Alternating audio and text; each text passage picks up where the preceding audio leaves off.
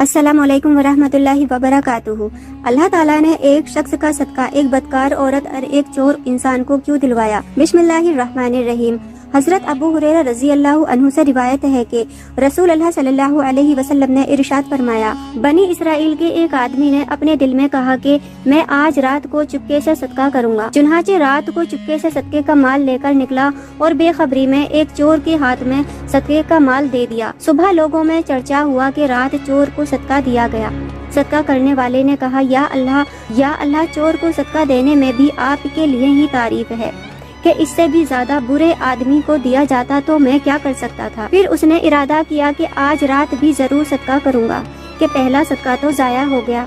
चुनाचे रात को सदके का माल लेकर निकला और बेखबरी में सदके का माल एक बदकार औरत को दे दिया। सुबह चर्चा हुआ कि आज रात बदकार औरत को सदका दिया गया।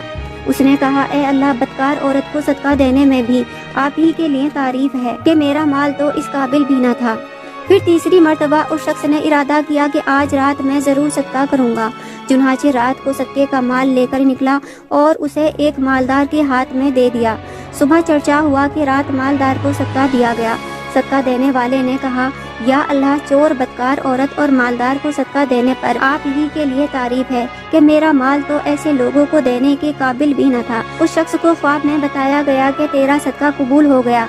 तेरा सदका चोर पर इसलिए कराया गया कि शायद वो चोरी की आदत से तौबा कर ले, और बदकार औरत पर इसलिए कराया गया कि शायद वो बदकारी से तौबा कर ले। जब वो देखेगी कि बदकारी के बगैर भी अल्लाह ताला अता फरमाता है तो उसको गैरत आएगी, और मालदार पर इसलिए ताकि इसे इबरत हासिल हो कि अल्लाह ताला के बंदे किस तरह छुप कर सदका करते हैं। इसकी वजह से शायद वो भी इस माल में से जो अल्लाह ताला ने उसे अता फरमाया है अल्लाह ताला के रास्ते में खर्च करने लगे। इस शख्स के इखलास की वजह से तीनों सदके अल्लाह ताला ने कबूल फरमा लिए।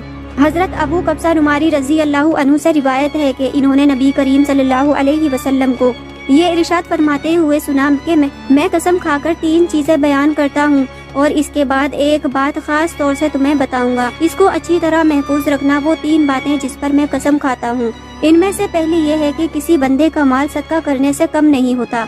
दूसरा ये कि जिस शख्स पर जुल्म किया जाए और वो इस पर सब्र कर ले तो अल्लाह ताला उसकी सब्र की वजह से इसकी इज्जत बढ़ा देता है।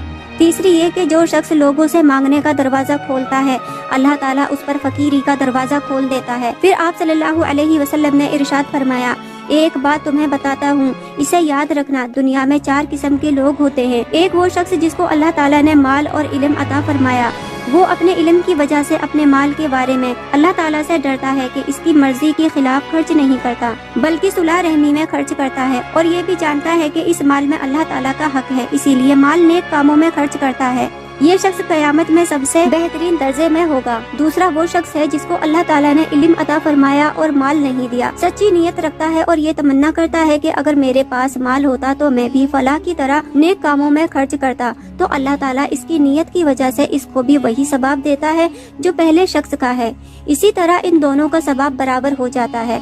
तीसरा वो शख्स है जिसको अल्लाह ताला ने माल दिया मगर इल्म अता नहीं किया। वो अपने माल में इल्म ना होने की वजह से गड़बड़ करता है, बेजाय खर्च करता है, ना इस माल में अल्लाह ताला का खौफ करता है, ना सुलह रहमी करता है, और ना ये जानता है कि अल्लाह ताला का इस माल में हक है।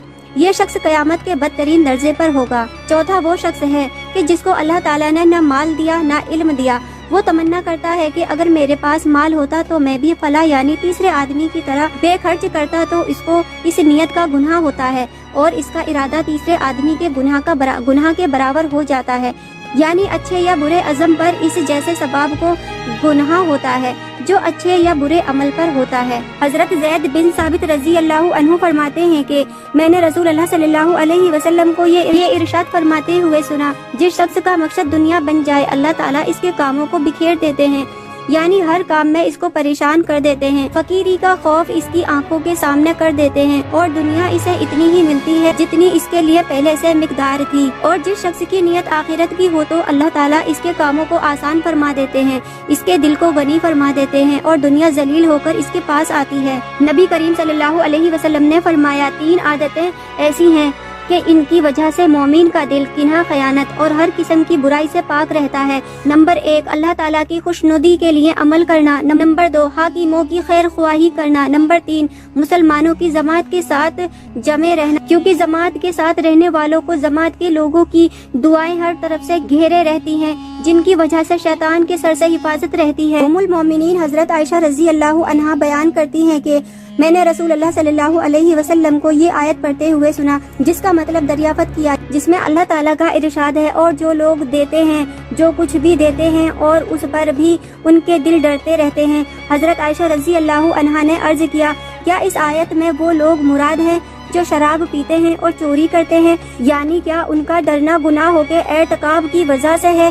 نبی کریم صلی اللہ علیہ وسلم نے ارشاد فرمایا، صدیق کی بیٹی، یہ مراد نہیں ہے، بلکہ آیت کریمہ میں ان لوگوں کا ذکر ہے جو روزہ رکھنے اور نماز پڑھنے والے اور صدقہ خیرات کرنے والے ہیں، اور وہ اس بات سے ڈرتے ہیں کہ کسی خرابی کی وجہ سے ان کے نیک اعمال قبول نہ ہو۔ یہ وہ لوگ ہیں جو ڈر ڈر کر بھلائیاں حاصل کر رہے ہیں، اور یہی لوگ ان بھلائیوں کی طرف بڑھ جانے والے ہیں۔ نبی کریم صلی اللہ علیہ وسلم نے ارشاد فرمایا، جب آدمی اپنے گھر والوں پر ثواب کی نیت سے خرچہ کرتا ہے تو اس خرچہ کرنے سے اس کو صدقے کا ثواب ملتا ہے۔ نبی کریم صلی اللہ علیہ وسلم نے ارشاد فرمایا، تم جو کچھ اللہ تعالیٰ کو راضی کرنے کے لیے خرچ کرتے ہو تو تمہیں اس کا ضرور ثواب دیا جائے گا، یہاں تک کہ جو لقمہ تم اپنی بیوی کے منہ میں ڈالتے ہو اس پر بھی تمہیں ثواب ملے گا۔